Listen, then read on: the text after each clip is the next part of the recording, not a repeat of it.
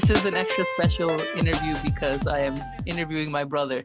So maybe I will even learn a thing or two. Everyone will learn a thing or two today. What's up? What are we talking about today? We're talking about you, who you are, what you do, and why you're not a doctor. Oh, the age-old question. Okay, yeah, let's get into it. I'm down. Let's do it. Let's do it. We all know your name's Atif. I've said it a bunch of times already. You are my brother. And now we need to know, what do you do? And it's a good question because I know from my perspective of what you do, but how do you define yourself, what you do? I don't know. This is a question that I've been thinking about a lot recently because, you know, we're in quarantine and what I used to do, I'm no longer doing. And it just like the coronavirus has thrown everything into some sort of disarray, and it's made me kind of really think about like, what is it that I'm doing, or what is it that I care about, and what is it that I want to do? But I think at the core of it, it's, you know, I like exploring different creative projects, and I like creative directing, and I like adding my voice into the larger conversation of whatever it is that we're doing.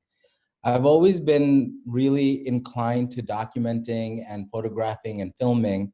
And I knew that, and that's the world that I live in now, you know, like that's the world that I play in. It's all about storytelling through these mediums, through these cameras and lenses. And about a few years ago, I was working as a freelance my whole life, as a freelancer. Pretty much after college, that's all I did. I had maybe 2 years worth of jobs, like desk jobs that I did, but they were also in creative fields. But aside from that, I've been a freelancer for as long as I can know. And it wasn't up until, you know, You were a freelancer before freelancing was cool. Is freelancing cool now? I think people's perception of it, that it's the cool, free way of working, but you know, I think people's perception is not the reality. Well, I think that this situation that we all just got through is a perfect example of why the grass is not as green as you think it is on the other side. Because all the things that we, you know, that people look towards freelancers and are like, you get to travel the world, you get to make your own schedule, you get to do all these things, you have so much freedom. All of a sudden we're in this place where we don't have that anymore. Nor do we have medical insurance or any stability or any of that. So it's not a good time to be a freelancer right now. I would argue that it's the worst time to be a freelancer at the moment. I think a lot of people who are freelancers are now pursuing other things, are driving Ubers or waiting tables. It's happening. I know it firsthand. But my interest has always been in just like pursuing something that I really cared about and wanted to put my time into. I think that I rejected the idea of doing something that I didn't care about or like from a very early age. And that has kind of paved the path to where I am today. Today, I own a content studio / creative agency based out of Brooklyn called Happy Monday. Hume, my wife, and I run it together, and we create content for social media for a variety of different brands to help them kind of communicate with their audiences in effective and authentic ways. Like, we sit in that space between a brand and their audience and like facilitate that conversation through various pieces of content. And I lovingly say that we are the bodega of creative agencies. We offer, we like hold up the pillars of a creative of a bodega, which is efficiency, a convenience and availability, and then variety. And that's what I feel like our company, Happy Monday, offers. Like the variety of different types of content that we create for our clients is massive. And that scale, I love playing on that scale. I love going back and forth. And also the idea of convenience and availability. Because we are a small team, we're able to be agile and available and meet the needs of our clients. So, you know, that's how we look at ourselves. We don't try to prop ourselves up on some sort of pedestal or pillar. Like, we create content. We're not filmmakers. Like, I actually hate when people compare us to filmmakers, because that's not what we're doing.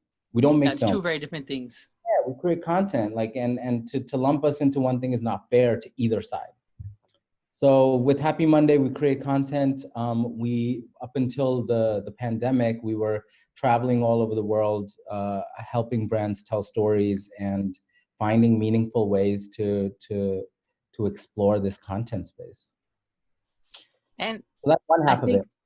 huh? One half of life. So that's one half of my life. That's one half of it. What's the other half of the story? I think the other half of the story is HYFN. For those of you who don't know, HYFN is a project that Hume and I started a few years back, which was basically created to uplift and highlight creative voices within the South Asian space. And that was because of two main interests. One, I really did want to push that narrative out as much as possible. And I wanted to contribute. And the only thing that I know how to do or I'm good at doing is creating content. So it was the natural thing to do. It was like, we'll create content, highlight stories, and try to build more of a community in this space that I find so fascinating. So that's what it was. And now we're back at it because pandemic has given me some time to really spend on projects that I really want to and care about, and HYFN is one of them. So you'll see a lot more of HYFN work coming out from me over the next couple of months. Actually, there's some cool things we have planned. But yeah, I'm excited. In a nutshell, that's what I do. That's the short answer. That's the short answer for real. Well, on that note, because obviously we are brown, you are brown, and in our upbringing, it is a very common theme for parents to kind of expect their kids to be either doctors, lawyers, or engineers. And that's pretty much it. That's the spectrum. You get three options. You do have choice, but three choices.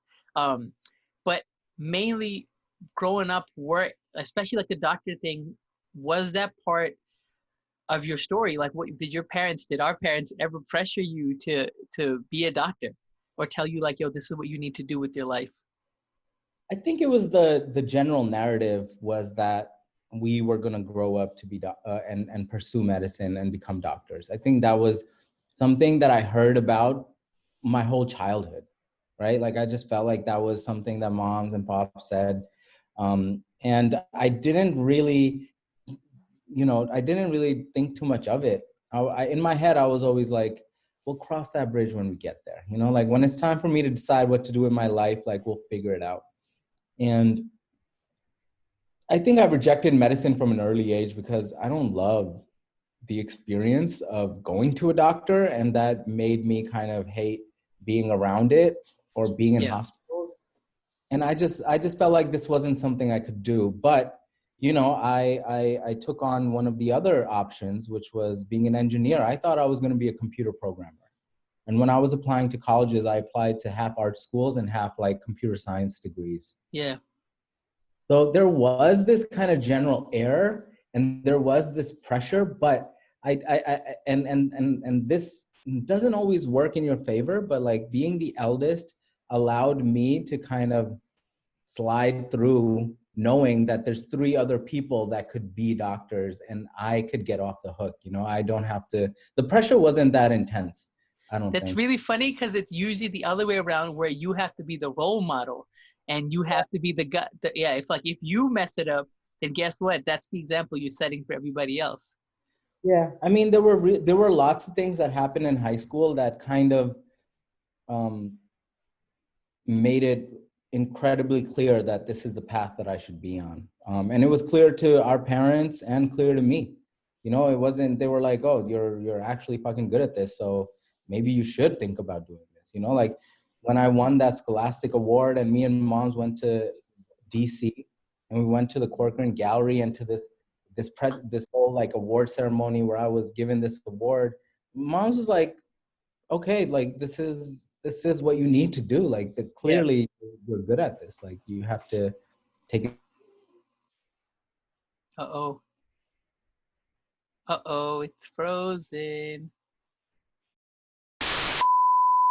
All right, so we talked about pressure and you were talking about, what I want to talk about, I think that what is really what can be really important or can be really helpful if you are in that position where you don't want to be a doctor or a lawyer engineer is if you actually show something, right? Like you showed talent and you showed that you're actually good at something else. Yeah. And I think that that helps a lot with allowing your parents or whoever it is to understand that there is something else that not only that you want to do, but you're also capable of doing.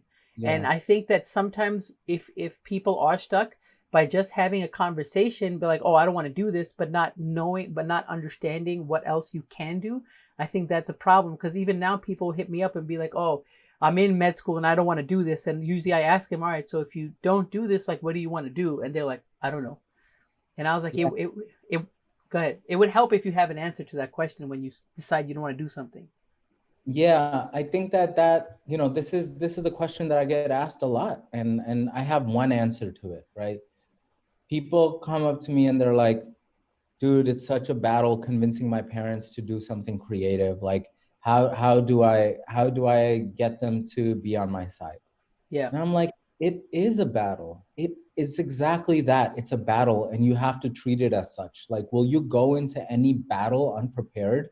Like, will you go unequipped into a battle? So, if you don't have answers to basic questions like, what else do you want to do? Or if you do have an answer to that, then like, show me what you've done in that space. Show me why you feel like you're qualified to move into it, step to it. If you don't have answers to those, then that's your own fault. Like, you cannot expect your parents to change their whole mindset, the whole mindset that they grew up with, that they've been with their whole lives. You can't expect to shift that if you don't have something powerful to kind of to show them. And I tell everyone, like, if you're a creative, make sure that you have some accomplishments under your belt. Make sure you have a really solid portfolio. Make sure that you've made some sort of effort um, into entering that space and making your voice heard. Yeah. And people often don't even take those steps. So that's the first place to begin. And it's a little bit not easier, but I think that you can actually get some tangible results if you're trying to do something creative. Like if you wanted to shoot video, do photos, or do art, some other art medium, you can actually do stuff before you get to that point where you want to have that conversation with your parents. You have to find a way to do it. If you're a Yeah, photographer, if you want to shoot events, there's tons of events going on in every city, no matter how big or small, all the time. Well, maybe not right now, but yeah. if See you nothing want to be a happening wedding now. photographer, if you want to be a celebrity photographer, then start with local celebrities in your town. Every town Yeah, has a local celebrity. Every town has some government. Every town has, people that are known. Start with their portraits. Like, yeah. don't try to shoot, fucking Justin Bieber the second week you picked up a camera. Like, build Doesn't your work way that up. way. Doesn't work that way. Well, the next thing that I want to talk about, and I even want to know this personally, is like when you were a kid, like as early as you can remember, what did you want to be? Like, what did you want to do when you were really young?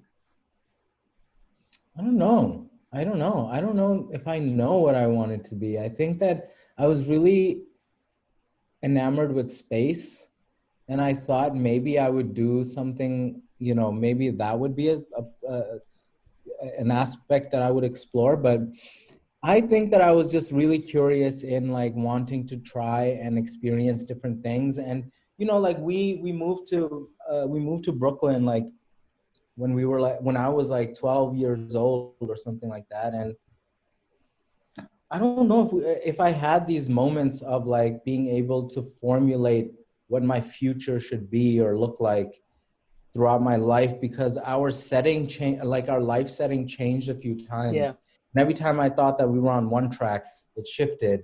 And then I had to kind of start from scratch. And then it shifted again. And then I think when I went to college, that's when the biggest shift in my life happened, where my thinking, the way that I thought changed. yeah, And that is so constantly I feel like I've been shifting and changing and maneuvering and adapting. And because of that, it's hard to have long-term plans. Like, I don't even like answering the question, like, where do I see myself in 5 years? Because I don't even know where I see myself in 5 months from now.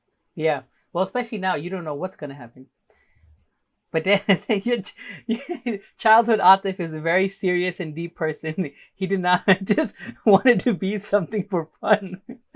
I just want to explore. I just want to explore everything.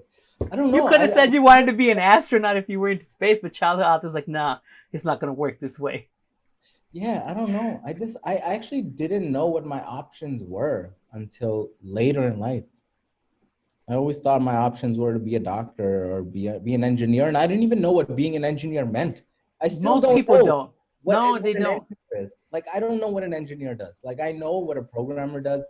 I know what an electrical engineer, but this blanket statement of like, I want you to be an engineer. What the that doesn't even make any sense. But So it's funny you say that because hopefully, as I continue to do this, I do want to talk to people who are actual engineers and actual engineers, lawyers. I think doctors are probably the one that's easiest to understand because there's like countless TV shows about them, and everybody has one in their family, so they know more about it. But the other ones, like when you say engineer, it is so broad that it's so hard. you have no idea. My friend is Sometimes one, I and imagine, like, sometimes I imagine someone with a hard hat and a pencil and looking at, like, plans working it around a could be construction that. site. Sometimes it's like, Silicon Valley. Those guys are engineers. Um, Exactly. So it so would be. I, I think that would be cool too to have an understanding of what do the different kind of engineers actually do. yeah, yeah. I don't know. So we I all still learn. don't know. Um, Well, I hope we through this podcast, we'll figure it out. yeah, Finally that's get down that's to the the goal to have these answers. The next question that I wanted to that kind of was, but I think you answered most of it is like what do you actually do now? But I think tying to that, what I think would be more important is if there is someone who's watching this who's in a position where they're trying to shift, right, or they're trying to figure out what they want to do. For them, if they want to get to where you are or do something similar, what kind of path do you recommend to them? So whether it's like someone who's like 15-year-old who's thinking that they want to do this, or if someone who's like 30 years old who's like, yo, I want to switch careers or something, like what do you recommend that they do to get to where you are now? yeah. I think that there's this general thought that you could take shortcuts. Like Instagram makes you believe that you can take shortcuts. And the Yeah. truth is there are no shortcuts. Like I think that I took the long way. It took me a long time to get to where I am. Like I'm 36 years old. I think I could have done this like earlier in my 30s.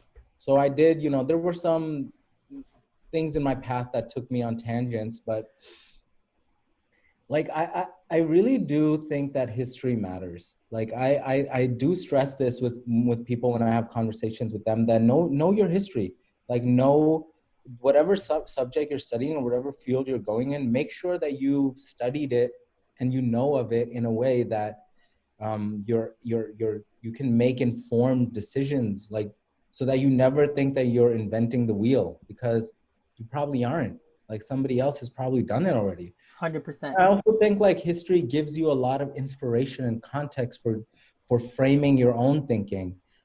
There's so many inspirations of mine that are just legends in the game, and I wouldn't know them if I didn't study our history. And I went to art school, so that I was forced to kind of study that, but that was the most valuable thing I got out of it. And I do believe in that. I do believe that if this is what you want to do, you have to force inject inspiration into your life. And the way that you do that is just it's there's no direct way to inspiration. If there was, everyone would go there. Yeah. What you have to do is constantly feed yourself bits and pieces and hope that your mind takes those pieces and formulates some sort of idea that feels inspiring to you. And Yeah. I often find that, like, looking at art, going to museums, going to galleries, I don't think people do this enough. Like, I go once a month, when I could, to a gallery or museum. If I go to a different country, I'm looking at the art that people are making Yeah. there on a local level, and then on an institutional level at a big museum as well. And that is the basis for, I think, a lot, if not all, of my creative thinking. It's just looking at other work.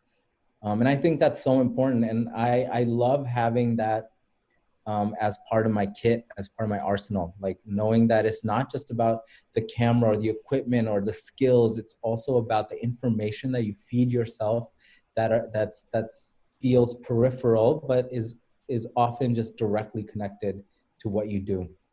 So these are a few things that that are more conceptual that I feel like that everyone needs to do. Yeah. But then the work, like I said earlier, just like start with the smallest step, the leanest model of whatever you want to do. Start there. You want to be a celebrity photographer, like a lot of people want to do that, right? Because it's like it's sexy, but it's not what you think it is. nothing is as sexy as you think it is. Yeah. Nothing. But the idea of like the leanest version of that is like, oh shit. Oh. Hold on. Oh, the timer? No, the battery ran out. Oh. So the lights went out. Yeah. So the leanest version of that is finding your local celebrity, finding somebody in your school that is accomplished and has a reason to be recognized, like not the popular kid, but like the kid who's doing some shit with his life and whose story is worth telling. Like, go tell that story. If you want to be a filmmaker, if you want to be a content creator, go shoot the content. Take your camera, go outside and shoot. That's it. That's the only advice I have. Like, if you're not working all the time, you're not playing the game right. There's a couple of things you said in that are really interesting. One of the things that you just said, I think someone asked you this question in front of me a while back, and like you said that like, we were talking about this getting clients thing, and one of the things that you had mentioned was butt crack. I'll put it in there. I'm gonna put an emoji over that. I was gonna say, so like there's a couple of things I wanted to hit. One was this client thing. So yeah, like all the things that you mentioned. First is history. It's super important, and I obviously understand this, and I think we both got a little bit. You got obviously a lot more, but even in high school, we got it through photo. Yeah. It started there. There. Our photo teacher in high school, Mr. Wallach, he's the reason why I think this way. Yeah, shout out to Mr. Wallach, man. He's the reason for. I think he single-handedly changed both of our lives in different ways, but very significantly. He's the only teacher I ever met that cared about his students in a way that was more than just like, I want him to have good grades. It was like, I want this person to succeed and prosper and like flourish. And he did everything in his power to make sure that we had what we needed to be successful. And you're right, he's the reason. And not only that, this is like a small side story. The other day, I realized this when I was talking to Saul, that because I was not as focused and I was just a little bit of a delinquent in a way, like he used to bring his PlayStation in after school and play video games with me, just so he knew that was the only way he was going to get my attention, to have him sit with him and connect with me. And he did that with a lot of his students. I was just one of many. That's why he's extra special. But and like we didn't have problems at home, but like kids in our class had problems at home, and he was their therapist. He was the therapist, like he was taking care of them. Yeah. The other history thing, and it hit me really, really hard. So obviously, I'm not a filmmaker. I have nothing to do with that. But I was watching, and then I've learned this, how important it could be is like, if you are a filmmaker, I was watching a bunch of old movies, and then we were watching, was it this 2001 A Space Odyssey thing? Yeah. So I saw that for the first time, and then I didn't realize how many movies have directly taken influence from that. You think that something you saw today was, they came up with it, but no, man, this goes back so far, and it blew my mind. And that's the same way in what we do now. Like, there's so many things that already people are that they're taking from the past. It's not people inventing it. People are just taking these different influences and making something out of it now. So history is really important. The next thing that you touched on was the importance of like doing work. And I think that the question that someone had asked you in front of me is like, all right, somehow I finally, what advice do you have for me when I finally get a client? And the thing that you said is like, getting to the client is a small part of the game. When you get there, when you're in the door, it's about showing them that you can do something. So you can't just walk into a meeting thinking you can explain to them what you're capable of doing. It's about showing them what you can do. So even if you don't have, so I wanted to hear more about that, because you did a really good job explaining of like, it's not just about thinking that you can do something. It's about actually showing them that you have done it. Yeah. And this is something that, like it took me a long time to understand. It was like, the vision that you have in your head for something, other people have no reference point for, and they don't know that they can't see what you're seeing in your mind. Yeah. So what you have to do is really figure out the best way to show it to them. Like sometimes you have the ability to work on something that you can show them that exhibits your skill set or whatever you're trying to accomplish. But like now, decks, like I was averse to decks for the longest Yeah. time. And I realized that everyone in the industry just works off of decks. If you don't have a deck, you're failing. Like you are already behind everyone that does have a deck. Yeah. Whether you're personal, whether you're like an individual freelancer, a small agency or a big agency, it doesn't matter. Everyone needs to have a deck. And for a freelancer, the deck really just needs to walk people through who you are, what you do, and what your vision is, what your style is, like why Yeah. you should be hired. That's what we do as an agency. We create a deck for ourselves that really walks people through that experience. And that deck that we've created really exhibits what we are able to, the value that we're able to provide to a client. And I think that once people look through our deck, they're bought into our vision. Yeah. We don't have to do too much more, but you got to show people so that they can visualize in their mind. You got to plant seeds for allowing their imagination to run wild. You can't just do that by talking about it or writing an email or whatever. Like you have to bring people as close to your vision as possible by communicating it to them in whatever way is doable. Like like it can be anything.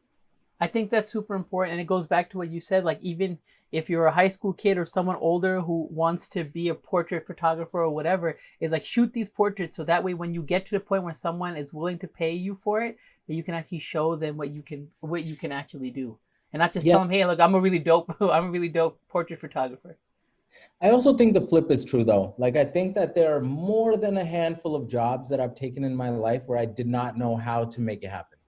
I didn't know if I'd be able to do it or not. But I took that pressure and then I went and educated myself. I Yeah. consulted other people that were doing it. I tried it. I learned it, and then I went ahead and did it.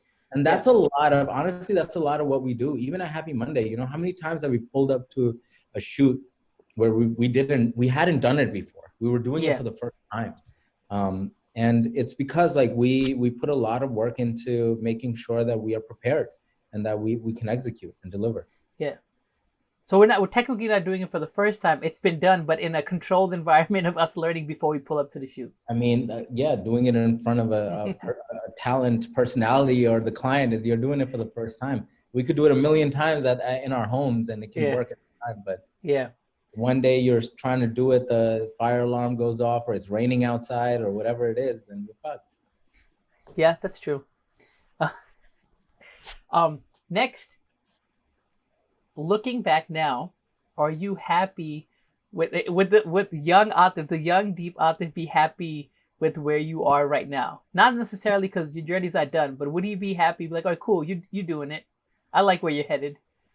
Now, yeah, I think so. But I think I would have thought that it took me a little too long to get to where I am. I think that there were, I was in fashion for a little bit. I had my own brand and I was doing Yeah. that. And then I was a freelance photographer, and then I shifted over to doing videography. I worked as a photo editor for a little bit at a magazine and at a startup. So I think I dipped my toes in a lot of things, but the advice that I would give myself if I could go back is just like, try to do it a little bit faster. I just feel like I'm much older now. I'm like 36. I wish I was where I'm at today when I was like 30, to be honest. That's one thing I do think about. Interesting. Don't you think that part of what you do now and who you are now is a product of the landscape? Like social media, the way it exists now, did not exist 5, 6, 7 years ago. Yeah. No, that is true. But there are there are also, but there your are your production's a mess. there are also like kids that are like 18 and doing it harder than I am. Like No, there but are. I'm saying like because there's a platform and there's ways to do it now. But if you go back like 7 years ago, if you were going hard, where were you going hard? Like what were you I think doing? that I think that we grew up in a time where a lot of new shit happened, Yeah, right? And that's I true. don't think I was tuned in enough or just I agree with that. well-rounded enough to take advantage of some of those emerging technologies. I think I was late to a lot of things. You know, Yeah, no, in the I agree beginning, I with that. kind of ignored Instagram. I ignored Instagram because I was just like, I studied photography for 4 years. I'm not gonna, like, no app is gonna make me take photos. Like, I shoot photos Yeah, on film with, like, you know, like I had that. I had a purist mentality yeah, because yeah, I yeah. felt like I put in the work and I deserved to like have that stance. But um, yeah, I don't know. I do think it took me a little bit longer than it should have, but I'm super happy with where I'm at today. I think that yeah, young me would be proud. Young me wouldn't believe it, to be honest. Young me would be That's like, true. nah, you're wild. That's So crazy. yeah, you're Right? not sitting there thinking that yo I should have been a doctor, lawyer, or engineer. No part of me thinks about like doing something else. I think about just doing this, and I'm happy that this is what I'm doing. Yeah, Um, I am happy that we're exploring hyphen a bit more. Like that brings me a lot of satisfaction, and it really like brings me joy in a way that like no client work brings me that kind of joy. You know, like I can shoot the biggest job of my life, but I'm yeah, shooting it for someone else. You know, I'm bringing yeah, somebody else's vision to life. yeah.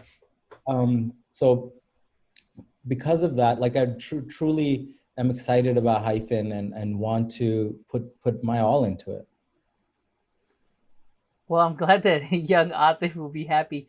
You've kind of touched here and there about this, but if someone were like looking at your life and or trying to understand like what are the biggest struggles you think that you face getting to where you are now, and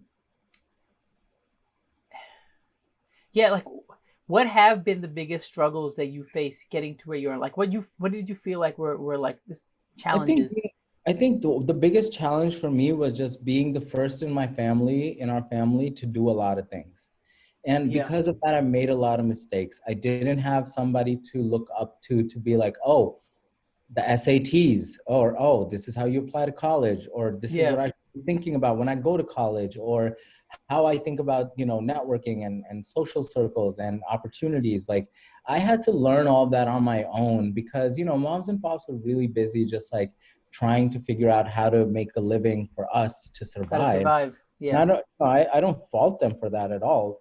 But I had to do a lot of like learning shit on my own and you know, kind of figuring a lot of things out on my own. And I think that was really challenging and made it harder for me to or made it slower for me. That's part of my, you know, like slow where I should be beyond where I am mentality, is yeah. because I think I took longer on certain things. Yeah, it's true. And even I think like there also weren't examples of people who were doing different things, Right. right? I There didn't have weren't mentors. like, Yeah. yeah, there I didn't wasn't have someone you can mentors. look up to. There was no one you could just DM, be like, yo, I want to do this. Like, but And that's, for that reason, I give one-on-one time to anyone who emails me and asks for it. I don't care if it's a kid or a grown-up or anyone. Like if they're like, hey, I have a question, do you have 5 minutes to talk to me? I'm like, here's a 20-minute slot. Bring all your questions. Let me know what you want to talk about. And I give them my undivided attention. I do this with them like on a daily basis almost. you heard that. If you are one of those people, email him and get your 20-minute slot. Yeah. If we weren't able to answer something here, I think that's super. That's what's really important. That's one thing I've always seen in you too. That you didn't forget that growing up there weren't people there for you, but I think you've done a really good job of being there for everybody else. Well, there's a reason for that. I think that the biggest reason is this, that something that I've learned recently and something that I've become more committed to is, you know, there's this idea or this sentiment that we have to open doors for others or hold doors open for others, like when we make it Yeah, into a certain place. And recently my mentality has shifted a little bit away from like we have to open doors for people, because people aren't even well equipped enough to walk through those doors and succeed, because the foundation for our community, or like for South Asians in the creative space, isn't solid enough for people to walk through that door and succeed. So my focus has not become now shifted away from like, let's try to make it so that we can get other people here, to like, let's try to build a foundation that kids or anyone can walk in any door and be successful. And I don't think that foundation exists. And that's a lot of, what I was talking about earlier, about knowing your history and being, and knowing everything about the thing that you do. Like, if you're a photographer and you never shot on film, shame on you. Shame on you for not even trying. Like, how are you not curious enough to like go pick up a film camera and shoot with it for like a week? If you haven't done so, like, you're in my book, you're shame on you. You just shamed like 90% of Instagram photographers. Everyone should be shamed. Like, if you love photography and you've never shot film, that's not okay in my book. Really? That's interesting. Yeah, because you learn so much shooting film, right? You learn so much by taking a photo and not seeing it on the back of the camera. Like, taking photos with your, like, not seeing the image you're capturing. There's something beautiful about that. See, I would love to say that, and then talk about this idea of like not even being able to see the image for a long time till you develop it, and then you only see a negative, and then you have to take that negative, and then you have to print it on paper and have a photo before you ever see what that thing was, right? But then then I sound like that old fart who just sitting there tells like, you guys don't know. No.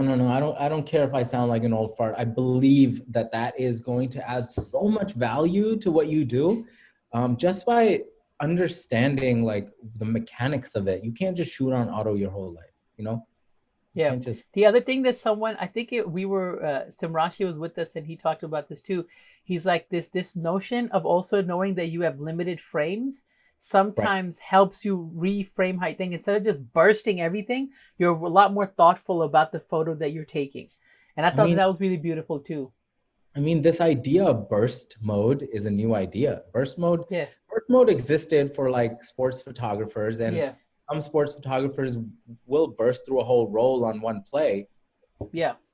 But photography is much more of a slower art where it comes from. It's much more methodical. It's much more paying attention to the frame and the moment and what's being communicated.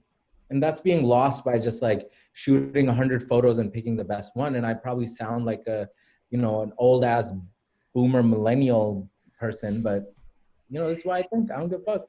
No, I don't think there's anything wrong with that. And it's interesting because that translates into other things that you mentioned, and just in general too, how people seem to think that there's either shortcuts to everything, or they don't understand the time, energy, and effort it takes to get to the next level. Like, you've seen it, I've seen it, like even with interns that come in, they just expect to come in and then next day expect to be like on a shoot, like shooting celebrities and stuff like that. But it doesn't work that way. There's so much work that has to be put in before you get to that point where you're able to do that.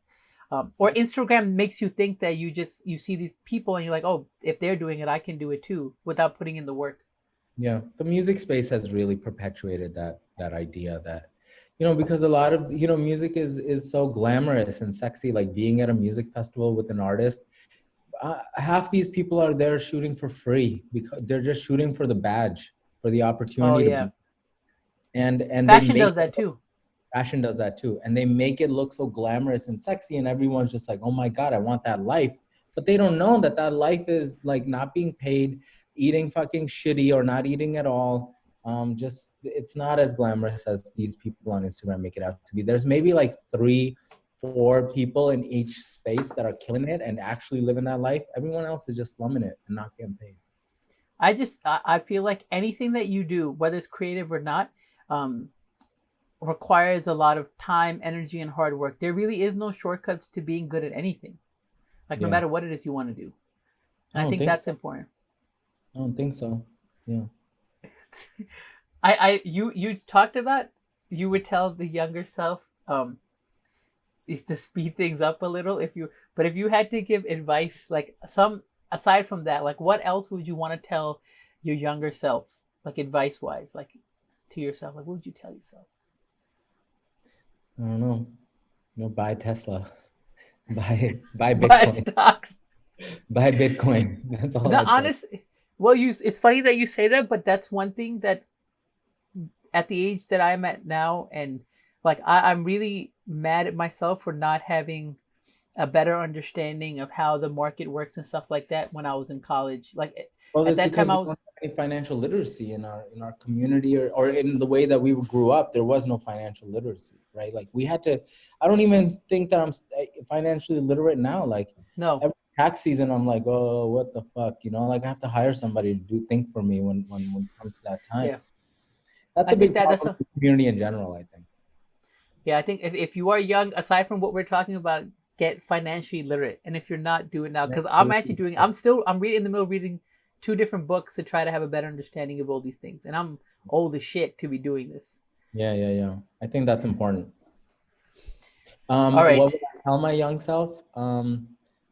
I think, you know,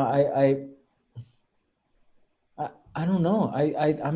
I'm happy with where I ended up. So I don't have a lot of different things to say. I would just, you know, say the thing that I believed in, which is just like dream as big as you can, and hopefully you'll get somewhere close to it, or land somewhere where, you know, you're happy and you feel proud of what you're doing. Yeah, not limiting the way you think, I think, is important. Yeah, I think so too. I think that expanding the way you're thinking constantly, whether you believe in it or not, is important, right? Yeah. There's so many things that I may not necessarily believe in, but I try my best to make sure I'm educated in them. Yeah, that's a good way of putting it. And that's also a good way to coming near the end to my favorite question, which is Atif, what is your favorite pizza place? You know what? I don't think that, you know, like, remember when we were little and there was that pizza spot near the Brighton Neptune train Pizza. station? Neptune Pizza? Oh, the other one. That was a Ray's, wasn't it? Days, or I don't know. I just remember pizza tasting way more New York and way better than it tastes now. Maybe it was just like this kind of fond childhood memory that I have, They're because, you know, romanticizing it. We used to eat pizza a lot, right? Like it was one of the things that we would do after school. All of us would go get pizza or whatever it was. I remember pizza tasting better when I was younger, but now, so any type of pizza. It doesn't matter what it is. What just if like because I'm gonna use this to compile a list of places, right? So if you had like it could be some of your favorite spot. It doesn't have to be one. I mean, And yes, it could be any I like kind. Vinny's in New York, in Brooklyn.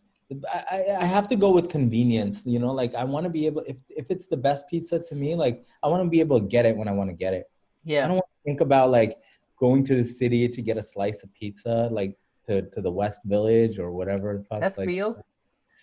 so good pizza is a pizza I can get when I want it. And that's Vinny's. That sounds like the same advice when someone says, "Yo, what kind of camera should I use?" Whatever camera you have access to is what you Yeah, should whatever use. camera you have, dog, like that's what you should use. Like, stop asking me about lenses and cameras. I'm not mad at that being the pizza advice too. Yo, whatever pizza you can get to, that's the pizza you should go for. Yeah, sometimes it's the frozen pizza in my fridge that I eat with so much joy that, you know, I can't even. There's nothing wrong with that. All right, Atif, What's your this is favorite pizza? my answer is a lot worse than yours and complicated. As in, I don't have a favorite. It is less about convenience, but more related to the mood I'm in.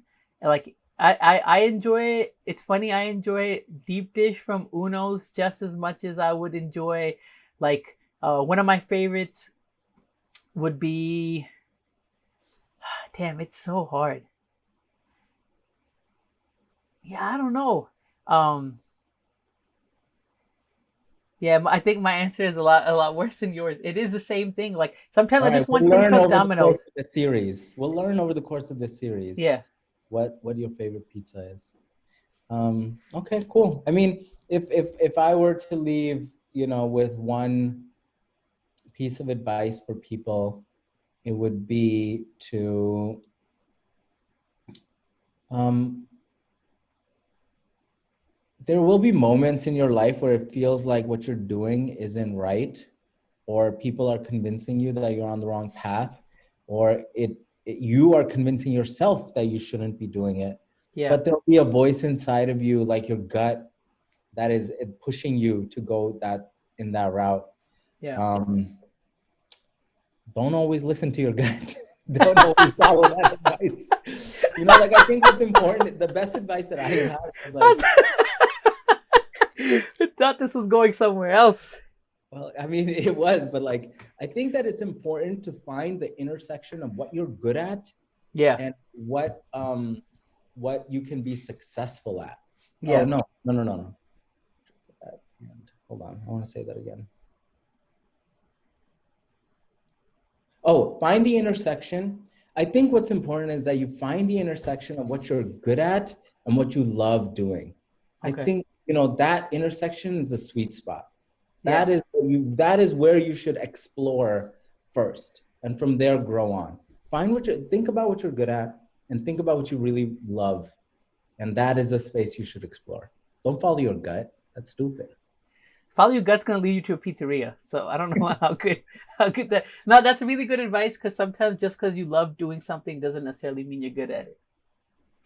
Yeah, I mean, if I followed my gut, you know, like if you followed your gut, you'd be a race car driver, right? Yes, Isn't that I what would. you wanted to do your whole life? Like I would remember still. you think, like, you want to be a race car driver. If someone would give me the opportunity now, I would give up everything and leave and do that. Still. Have a But I don't baby think so. feel.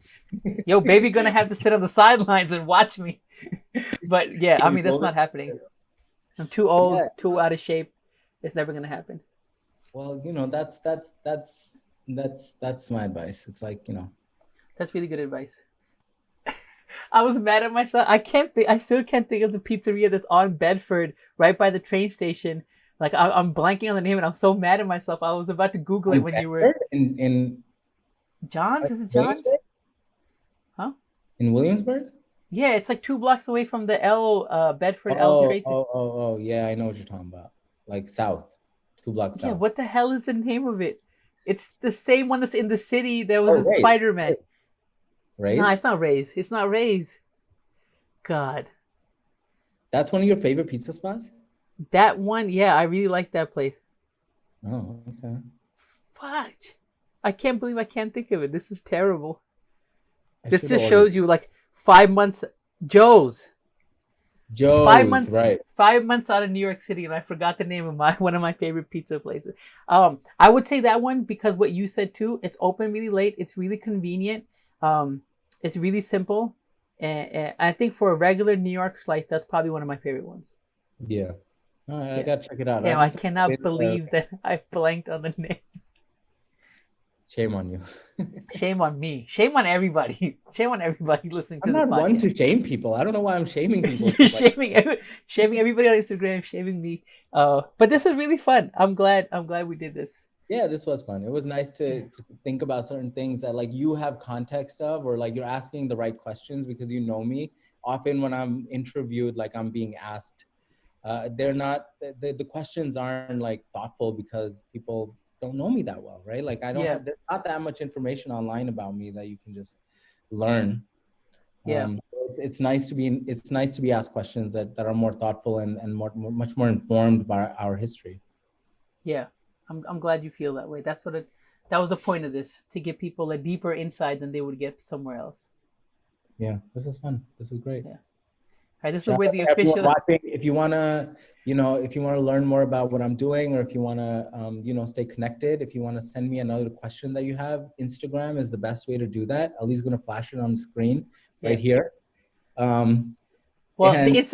It's Instagram for you. If anybody wants to check out Happy Monday, that's separate. If anybody wants to check out HYFN, that's separate. Yeah, and they're all the names. So my Instagram is Atif, ATIF. Happy Monday is Happy Monday, and HYFN is hyphen, HYFN. And I am super easy to get a hold of and get in touch with. I don't respond right away, but I will respond. Okay, good. I'm glad you threw that in, because I'm telling you from experience that me being his brother, even I have trouble sometimes getting in touch with him. Respond. Eventually, yes. Good about that.